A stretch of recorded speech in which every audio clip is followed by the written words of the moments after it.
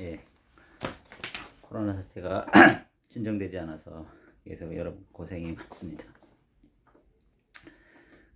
오늘은 이 코로나로 불안정한 이 글로벌 자산 시장에 대해서 그러면 우리가 어떤 글로벌 시장에 어떤 자산 시장에 대해서 가장 좀 유의해야 될지, 관심을 가지고 지켜봐야 될지 그런 것에 대해서 알아보겠습니다.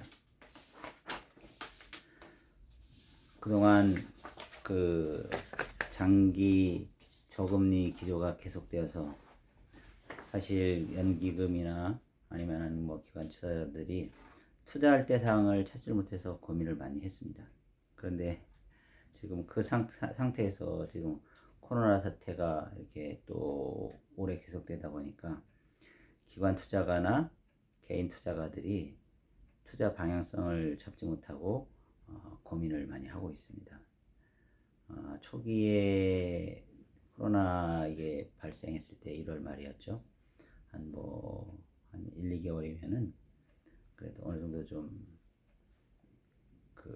진정될 거다라고 좀 이렇게 생각을 했는데 이게 또 전 세계적으로 퍼지다 보니까 지금은 이제 유럽 쪽에 뭐 이탈리아, 그다음에 또 미국에서도 이 확산자가 하여튼 계속 늘어나고 진정 추세가 보이는 시기가 추정하기가 좀 어려운 시기가 되겠죠. 지금 이제 전문가들은 4월 말이 이제 고비가 될 거다 이런 말을 좀 지금 많이 하는데 아무래도 이 바이러스가 온도에 민감하다 보니까 어느 정도 이제 이 기온이 상승하는 4월 말 5월 초가 되면 조금 줄어들긴 줄어들겠죠. 하여튼 그래서 최근 이 전 세계의 주식 시장을 본다면은 자산 가격이 엄청나게 하락했습니다. 뭐 50%, 한 60%까지도 했는데 이러한 이 자산 시장 불안정 시기에 자유로운 투자 자산은 어디 있을까? 사람들은 항상 그런 걸 찾고 있죠. 위험이 있는 곳에 수익이 더 많지만 모두가 위험은 회피하고 싶은 심정이죠. 그럴 때 사실 가장 큰 투자 대상은 대체 자산이라고 볼 수 있겠습니다. 그러니까 결국 이제 대체 자산에 대한 관심이 늘어난 거는 주식과 채권 시장의 변동률이 워낙 크다 보니까 그 변동률을 상쇄할 수 있는 다른 대상을 찾았던 거고요. 그것이 전통 자산, 주식이나 채권 이런 거와 상관관계가 낮고 또는 어떤 경기 국면에서나 예를 들어서 경기가 호황기 또는 불황기나 상관없이 안정적으로 성과를 창출하는 그런 자산을 찾고 거기에 대한 관심이 늘어나게 된 겁니다. 지금은 뭐 연기금, 특히 뭐 국민연금이나 아니면 뭐 기타 여러 가지 공제회나 이런 데 많이 있는데 이런 쪽에서도 대체 투자 자산에 관한 관심이 많이 들었고 최근에 좀 이제 일부 좀 해외 투자에 대해서는 좀 문제가 좀 발생했지만은 적어도 한 10% 전체 자산 운용 비중에 한 10% 정도는 지금 일반적으로 대체 투자 자산에 운영하고 있고 한 좀 더 공격적으로 운영하는 데는 한 20% 정도까지도 운영하는 회사가 있습니다. 그런 기관이나 아니면 연기금이 있습니다. 그래서 이 대체 자산은 뭐냐면 이 전통 자산과 달리 전통 자산, 주식, 채권이죠. 사실 이제 지금은 주식 채권도 그 그러니까 전통적인, 그러니까 기본적인 주식 채권 자산에서 좀 이제 그 옵션이나 아니면은 이 융합이나 결합이나 이런 걸 통해서 다른 기능을 많이 집어넣는데, 하여튼 그런 그 신종 채권, 예를 들어 뭐 CB나 BW 또는 그 주식 같은 경우에도 우선주도 뭐 상환 전환 우선주든지 또는 뭐 이 교환 우선주에 뭐 우선주도 많죠. 그런 것과 달리 어느 경기 국면에서나 이제 안정적으로 성과를 창출하는 이런 효과가 있다. 이렇게 보겠고요. 그 다음에 대체 자산은 이 높은 배당 수익을 기대할 수 있다. 그러니까 운용 수익이라고 볼 수 있겠죠. 그래서 수익 안정성을 높이는데 큰 역할을 해왔다. 그래서 주식 채권 운영 비중을 상대적으로 줄이고 대체 투자 자산의 비중을 점차적으로 늘리는 추세다. 이렇게 보면 되겠습니다. 그 다음에 전세 글로벌 시장을 통해서 본다면 대체 투자 자산 시장 규모가 상당히 지금 폭발적으로 증가했죠. 그래서 한 2023년에는 그 전 세계적으로 한 뭐 14조 달러까지 성장 전망을 보인다. 이렇게 추정하고 있습니다.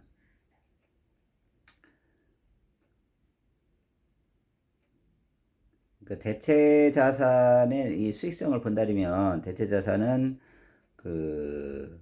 이 자본 차익과 그 안전 마진을 기대할 수 있다는 거고요. 전통 자산도 마찬가지로 주식이나 채권은 기본 그 자산의 그 평가이익이나 이런 자산 가치의 상승 이런 거 플러스 이제 뭐 배당 수익 또는 이자 수익 이런 걸 기대할 수 있게 됩니다. 국가별 또 리츠 시장 규모를 본다면 뭐 전 세계적으로는 아무래도 미국이 좀 비중이 좀 높고, 그다음에 뭐 유럽, 그다음에 일본, 기타 뭐 이런 등등이 될 수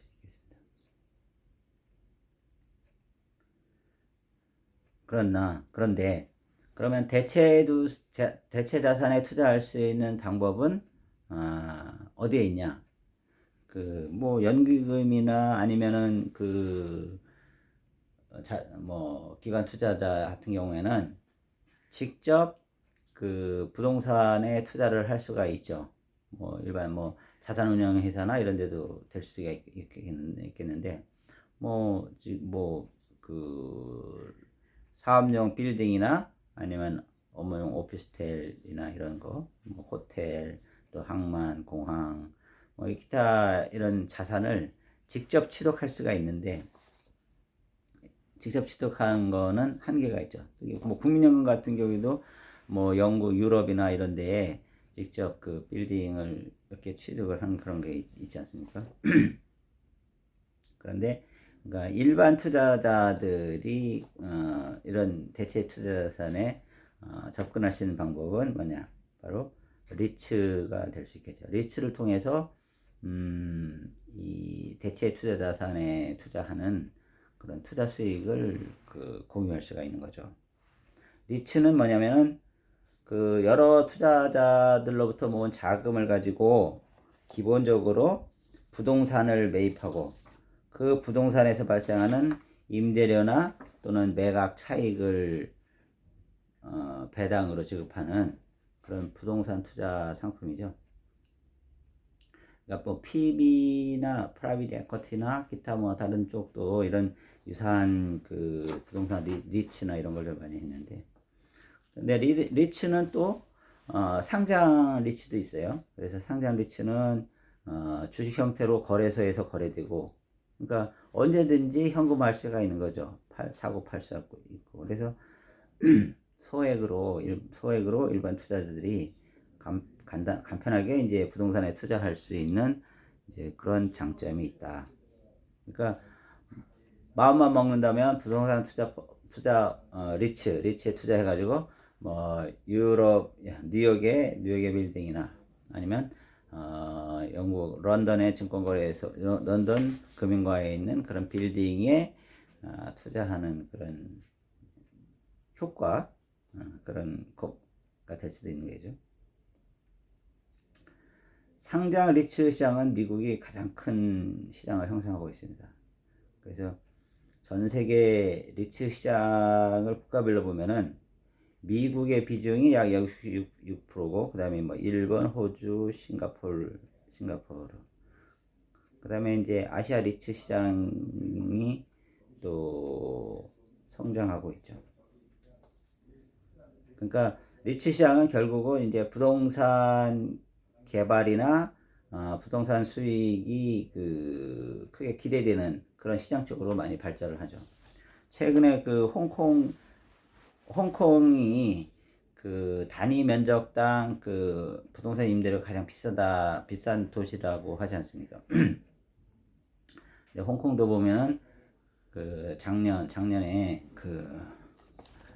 이 항공 시위 사태하고 그다음에 최근에 이 코로나 바이러스 사태를 가지고 또 굉장히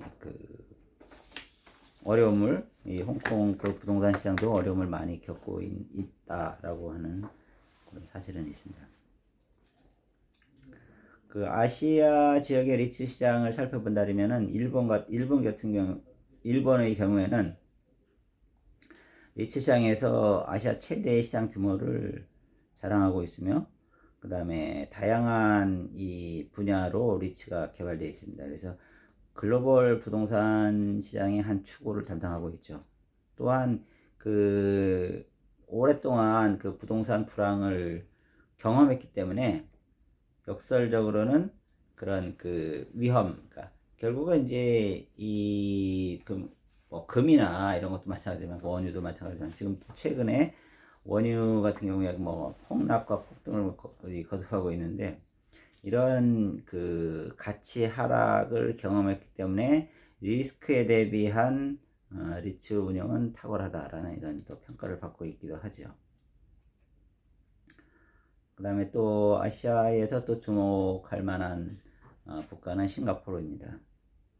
싱가포르도 이제 홍콩과 유사하게 도시국가죠. 적은 지역에 이 사람들이 모여서 살다 보니까 리츠 시장이 발달할 수밖에 없겠죠. 사람들이 부동산에 대한 관심과 투자, 그 다음에 그 운영이 집중되기 때문이죠.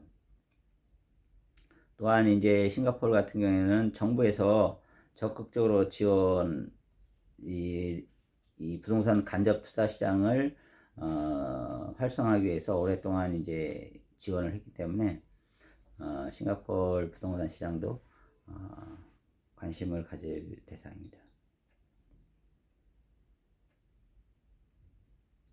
또 리츠 펀드도 있죠. 펀드. 그러니까 이거는 이제 증권회사나 아니면 은행 이런 데서 이 리츠에 투자하는 펀드를 구성해서 예를 들어서 뭐 순자산의 뭐 일정 비율 이상을 선진시장 또는 뭐 특정 시장에 부동산 관련 또 직접 부동산 회사에 그러니까 부동산에 직접 투자하기도 하고 또는 부동산과 관련된 주식에 투자하기도 하죠. 그렇게 하기도 해서 이 안정적인 초과 수익을 추구하기 위한 그런 운영 펀드가 있고요. 그 다음에 이 리츠 펀드 같은 경우에는 조금 다른 일반적인 국내 채권형 펀드보다도 이 낮은 변동성을 유지하고 있습니다. 그래서 위험이 상대적으로 이 채권 펀드랑 거의 이제 유사한 상태 또는 상태의 그거보다 좀 약간 높은 그런 정도를 유지하고 있다고 보면 되겠죠.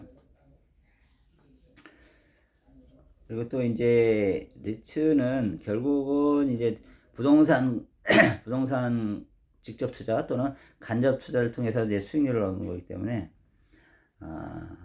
이 어느 국가에 투자하느냐에 따라서 조금 약간 이제 그 수익률 차이나 이런 게 있을 수가 있겠죠. 그래서 결국은 뭐 한때 뭐 그 꼭 이제 리츠가 아니고 채권도 본다면은 이 그러니까 급격하게 성장하는 이런 국가 지역에 이 이자율이 높잖아요. 그래서 뭐 한때 그 러시아 채권 또는 저기 어디 중남미 채권 이런 쪽에 그 뭐 붐이 일기도 했죠. 그래서 하여튼 리츠도 섹터별로 경기 민감도가 차이가 있습니다. 그래서 예를 들어서 경기에 민감한 그런 리츠는 이 부동산 개발, 호텔 이런 쪽, 그다음에 일반 오피스 빌딩 이런 쪽은 경기에 좀 민감하죠. 최근 한 2, 3년 동안에 제주도에 이 부동산 개발 붐이 불어서 중국 자본이 엄청나게 들어왔다가 부동산 개발 사업이 부동산 시장이 침체되면서 그 전반적으로 좀 어려움을 겪고 있는 그런 상황입니다.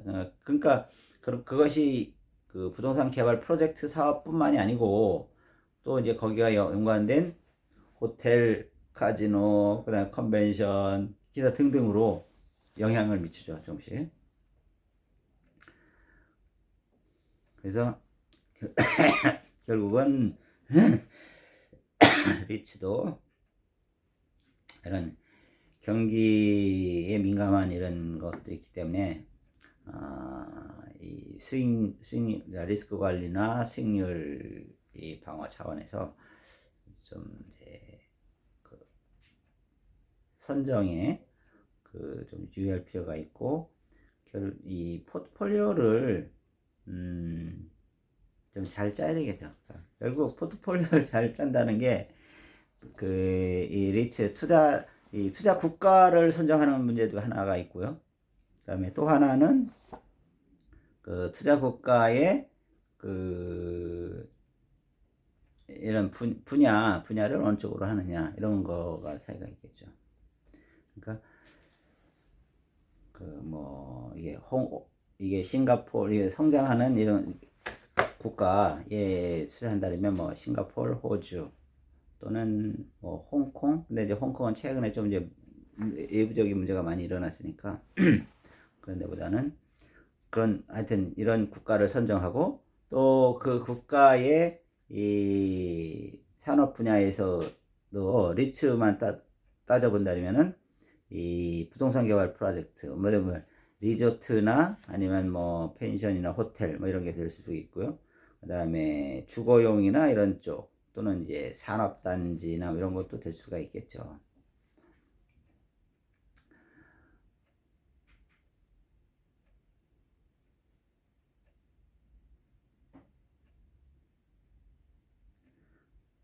그다음에 하여튼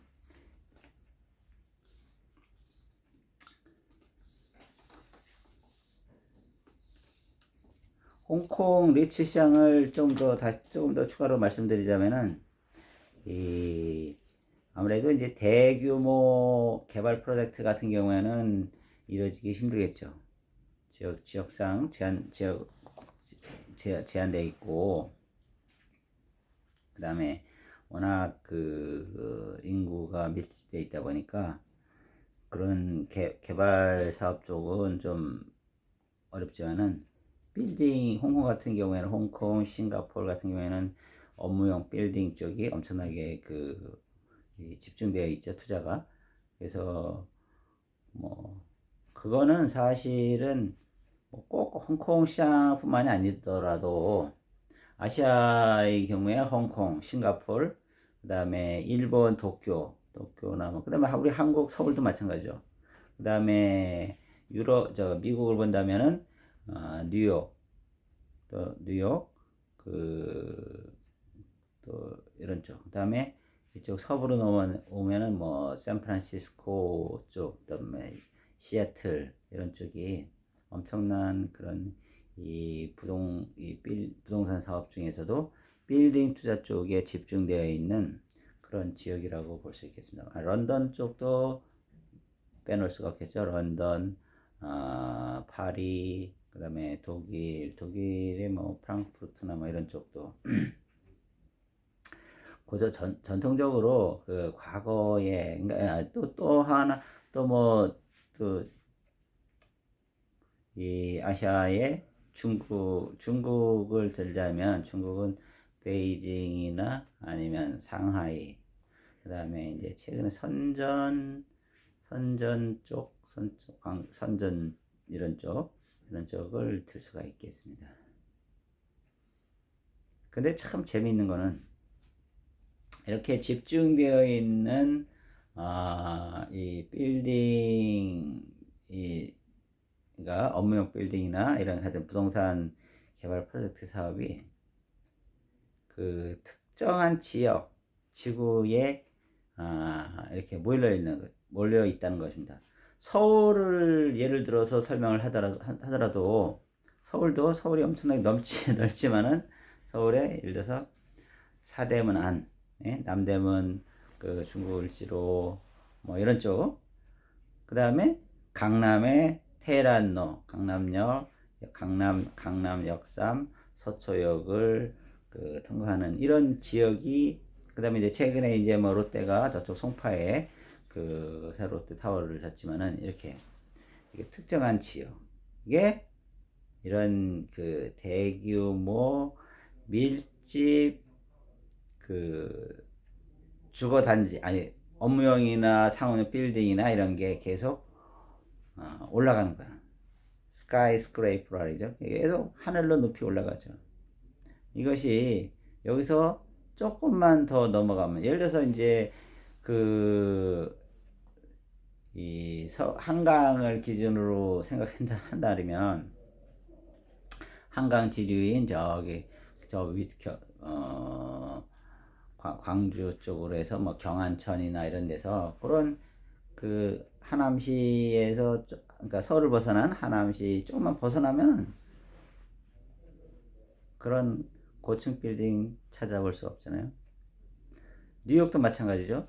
뉴욕 허드슨 강을 건너 가지고 뉴저지로 간다. 그러면 바로 뉴저지 가면은 빌딩 없어요. 높은 빌딩 볼 수 없습니다. 대부분 뭐 4, 5층 뭐 조그만 호텔이나 뭐 이런 거면 한 10층 뭐 한 15층 요 정도로 유지하고 나머지는 그 빌딩 옆에는 바로 또 그 넓은 그 이런 이 녹지 같은 거를 이제 쉽게 볼 수 있고 이렇죠. 홍콩도 마찬가지죠.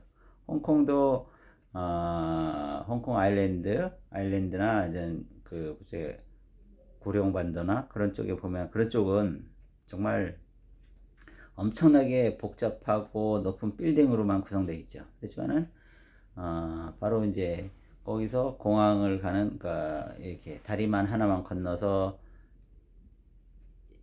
공항 쪽으로만 약간 가면은 그냥 산만 있는 거죠. 그 같은 거기다 뭐 그 산 뒤에는 이제 뭐 더 리조트를 개발해서 이렇게 하기도 하는데 그래서 이 각 지역의 부동산 투자나 이런 이 부동산 그러니까 이 없는 빌딩이나 이런 거 밀집 지역은 그러니까 특정 구역을 중심으로 이루어진다. 그러니까 서울도 그 예를 들어서 강남의 엄명 빌딩은 저 강남역이나 역삼 테헤란로 주변을 통해서 이루어지고 있지. 거기서 한 블록만 떨어져서 양재대로나 아니면은 저 뭐 헌인릉 쪽으로만 가면 그렇게 높은 빌딩 많이 밀집되어 있지 않죠. 최근에 이제 그 양재에 있는 현대자동차가 삼성동에 한전 부지를 사서 지금 한전 부지에 뭐 이제 롯데타워에 송파의 롯데타워에 버금가는 또 그런 이 복합 업무용 빌딩을 지을 계획을 가지고 거기를 갔는데 뭐 언젠가는 이루어지겠죠. 이루어지겠지만은 하여튼 그렇게 이 지역 이 부동산에 대한 이 투자나 이 집중은 특정한 지역에 이루어진다. 과거 최근 이제 이 정부가 사실 뭐 그전 정부에서부터 시작됐지만은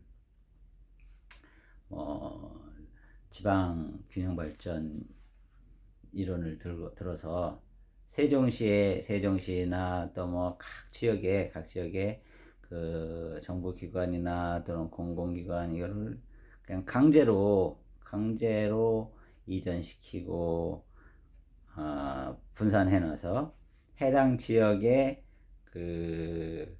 이 경제나 아니면은 뭐 이런 거를 활성화시키겠다 이렇게 해서 지금 강제로 하지 않았습니까? 이거 얼마 갈 것 같습니까? 사실 실제 지금 세종시만 하더라도 세종시에 그 정부청사가 내려가서 그 정부청사에 운영하는 공무원들은 거기서 살지만 거기 그 딸린 식구들은 세종시까지 따라간 비중은 제가 좀 통계적으로 조사해 보지 않아서 잘 모르겠지만 50% 이상 안 될 거라고 생각합니다. 그러니까 단순히 이런 정책적 목적에 의해서 인위적으로 이런 부동산 시장을 분산시키려고 하는 노력은 쉽게 이루어질 수 있는 건 아니다. 왜냐하면 사람이나 이 자금이나 뭐든지 모이는 곳에 모이기 마련이거든요. 그러니까 지금 세종시에 거기서 뿌리를 받고 살아라. 여기가 이제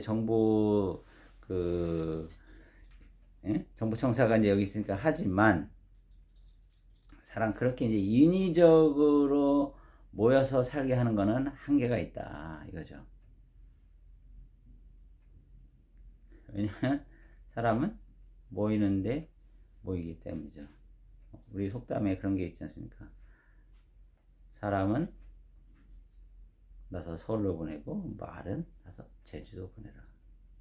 그러니까 그만큼 사람은 그러니까 조선시대를 예를 들자면은 그 한양도성 중에서도 그 당시에는 이 사대문 아니죠.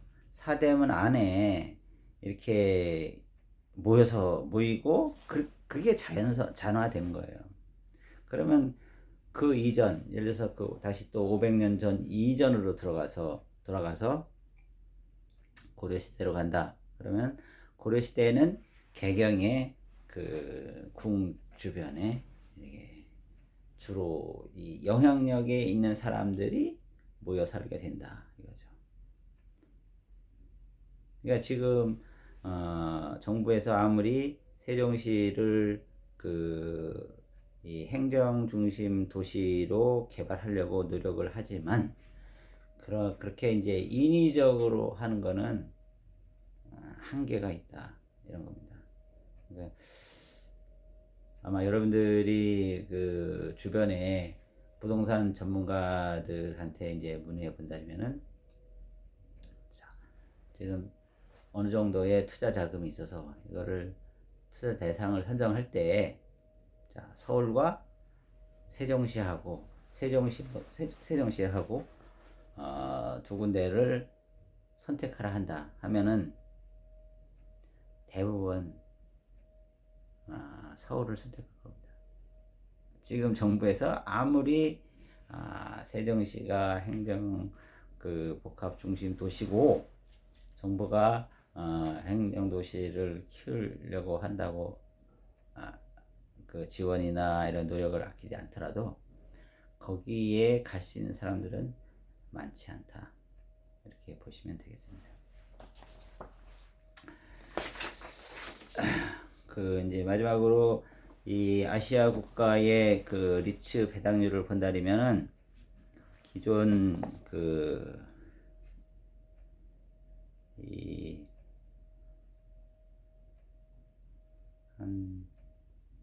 예를 들어서 하나증권 자산운용에서 운영한 이 아시아 리츠 이 채권 혼합 펀드 여기를 보면은 평균 한 뭐 2.3에서 한 3.6% 이 정도 작년까지 이 정도 이 배당률을 보였습니다. 그래서 그 정도라면 이제 뭐 채권형 펀드, 채권형과 채권형 또는 채권에 투자하는 것과 그게 크게 차이는 안 나는데 크게 높지는 않았지만 그래도 그 안정적인 수익을 유지하는 이런 운영 구조를 가져왔다라는 거는 말씀드릴 수가 있겠고요.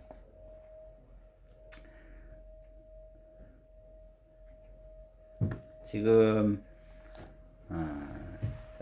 이렇게 국가적으로 안정된 수익을 찾고자 그러니까 이 어려운 시기에 많은 사람들은 자금을 가지고 있는 사람들은 또 이 상황에 맞는 투자 대상을 찾고 있죠.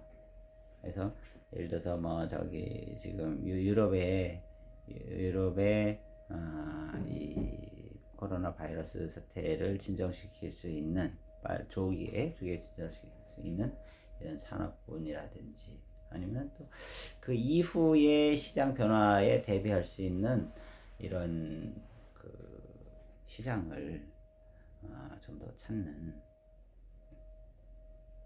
계속 끊임없이 찾는 노력을 계속하고 있습니다. 그래서 글로벌 시장을 살펴본다면은